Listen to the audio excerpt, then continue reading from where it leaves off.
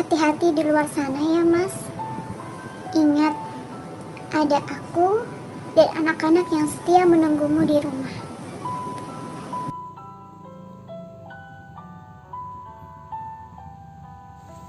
Halo, ketemu lagi dengan saya, channel novel-novel recommended. Kali ini saya bakal ngasih rekomendasi novel yang mempunyai diksi yang halus, apik, tapi ngena di hati.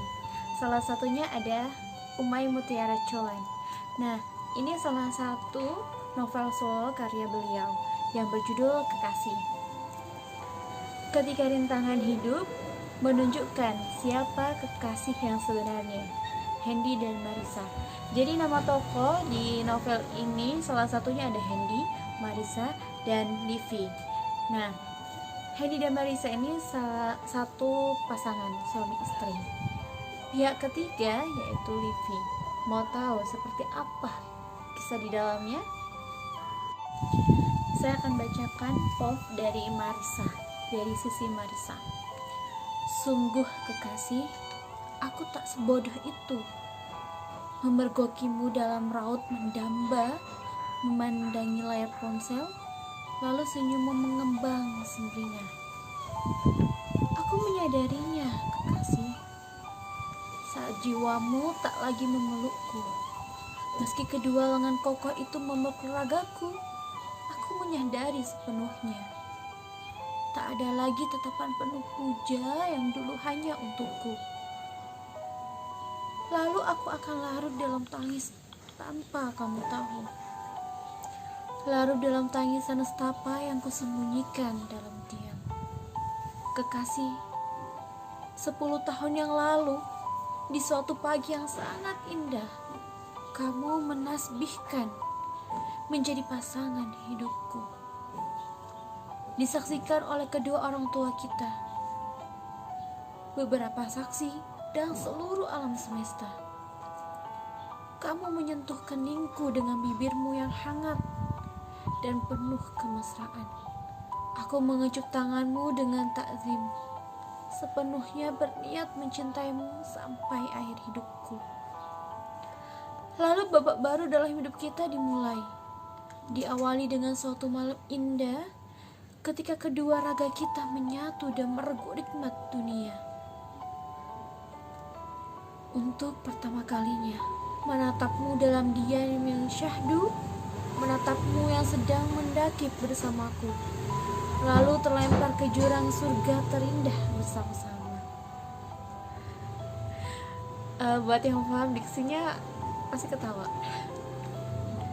Sampai kini, sampai dunia kita diramaikan oleh 3 anak kita, aku tetap menganggapmu kekasih. Karena aku memang sangat mengasihimu, aku sangat memujamu. Binar itu tak redup sama sekali dalam hatiku. Dan dari hari ke hari, aku menyaksikan dengan pilu cintamu untukku luluh seiringnya waktu. Dulu, kita hanya memiliki sepotong kasur usang untuk bercinta, sebuah kompor tua, lemari buruk rupa lungsuran dari kakak ipar, dan sebuah sepeda motor yang sering kali mogok saat king lututnya. Tapi demi Allah, aku tetap mencintaimu. Hingga kini, kamu telah berhasil membuat kita berteduh di rumah yang nyaman dan taraf ekonomi yang menjadi jauh lebih baik. Maka, aku masih tetap mencintaimu. Apapun itu, aku mencintaimu dalam sebuah kemutlakan. Hingga kini pun, aku mendapatimu sering chat mesra dengan wanita lain. Aku mencintaimu dalam tangis tertahan.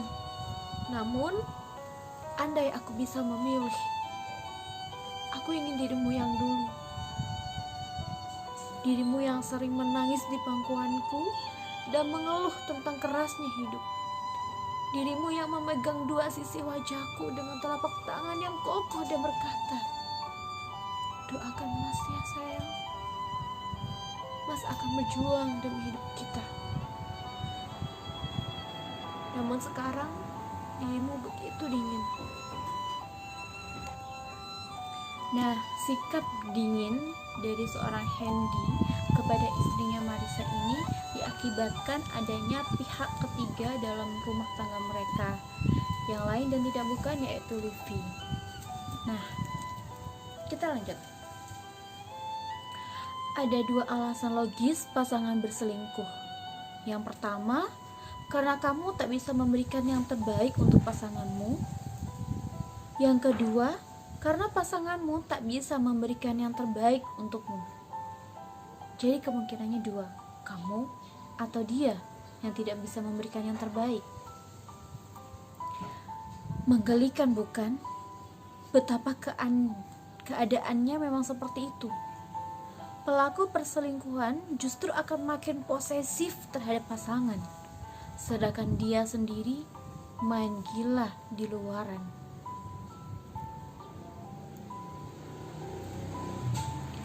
Nyiksa ya, dia gak mau pasangannya aneh-aneh, tapi dianya sendiri di belakang ya mainnya aneh-aneh.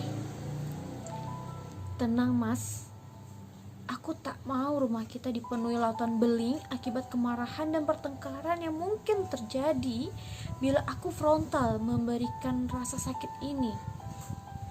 Bila pun rumah tangga kita harus berakhir, maka akhiri dengan baik-baik.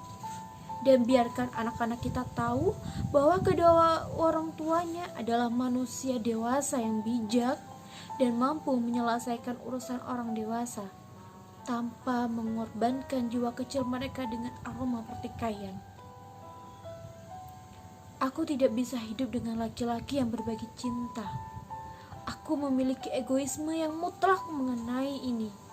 Jika aku bukanlah satu-satunya wanita yang ada dalam hidupmu, maka itu adalah isyarat yang jelas buatku untuk segera pergi, mas. Terima kasih untuk semuanya. Nah, kira-kira di novel ini yang judulnya Kekasih karya Mutiara Cholen, Umay Mutiara Cholen, Hendy dan Marissa kira-kira bakalan bersatu memperbaiki semuanya, atau mereka bakal memilih jalur tengah yang akhirnya mereka bakalan bertemu di persimpangan jalan dan mereka harus memilih ke kiri dan ke kanan, bukan berdua lurus untuk maju ke depan. Nah, buat kalian yang bakalan milih pasangan, saya ada 3 kategori dalam hal yang perlu kita pertimbangkan dalam memilih pasangan. Yang pertama, kita harus tahu bagaimana dia menjalankan kewajibannya terhadap Tuhannya. Misalkan dia Islam, bagaimana dia dalam ibadahnya. Dan yang kedua, bagaimana tanggung jawab dia dalam pekerjaannya. Tidak naif, bukan? Sebagai seorang laki-laki memang kewajibannya mencari nafkah, menghidupi istri dan anaknya. Nah, kita bisa lihat bagaimana dia berjuang dalam pekerjaannya. Karena ya kita hidup itu memang butuh uang, tidak bisa dipungkiri. Gini, ada beberapa laki-laki yang mungkin di luar sana mereka bakalan nyaman dan tetap merasa enjoy 1 hari, 2 hari, 1 minggu, 1 bulan, 2 bulan mereka nyantai, nggak kerja, nyaman. Tapi di sisi laki-laki yang harus kita pertimbangkan dan mungkin bisa kita jadikan pedoman untuk dipilih, ketika dia baru beberapa hari nggak kerja, dia udah mikir bagaimana supaya mendapatkan pekerjaan lagi. Nah, yang ketiga, kita harus tahu nih, kira-kira pasangan kita ini punya potensial nggak buat main hati, main belakang, main tikung. Misalnya nih, selama dia dekat sama kita, kira-kira dia ada nggak indikasi mepet-mepet ke cewek yang lain? Ada nggak indikasi ternyata dia selingkuhin kita? Itu baru waktu pacaran. Nah, saran aku nih, kalian harus mempertimbangkan 3 hal ini. Pertama, bagaimana dia dengan kewajibannya terhadap Tuhannya. Yang kedua, bagaimana tanggung jawab dia dengan pekerjaannya. Dan yang ketiga, bagaimana ketika kita dekat atau dia dekat dengan kita? Apakah ada potensial dia untuk melakukan perselingkuhan? Sekian video saya kali ini.